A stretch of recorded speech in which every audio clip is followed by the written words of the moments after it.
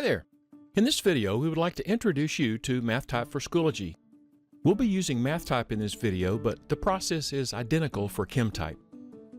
To access MathType, click the Insert Content icon in the editor's toolbar. If you don't see MathType and ChemType as a choice here, click Install Your Apps in the left sidebar. Here, you can choose to install either MathType or ChemType, or both if you want. If these apps aren't available in the Install App dialog, check with your Schoology admin.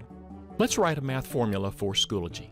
You can see we've already typed some text into the document, so we'll open MathType. In algebra, the quadratic formula is the solution of the quadratic equation. Here we can simply write the formula, negative b plus minus the square root of b squared, etc.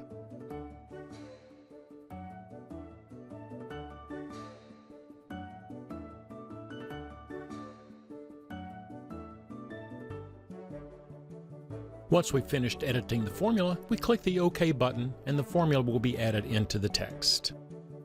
So far, we've seen how to edit formulas with the toolbar, but MathType is also capable of recognizing handwritten formulas. Let's open MathType as before and write a formula by hand. To change to the handwriting mode, click the squiggle icon on the right.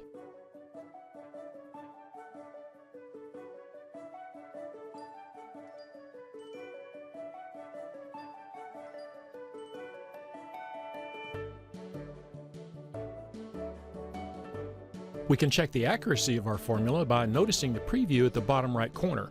You see, MathType is very forgiving of poor handwriting.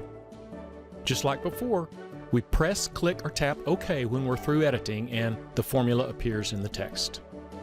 Thank you for watching this quick introduction to MathType for Schoology. For more tips and tutorials, please visit and subscribe to our YouTube channel.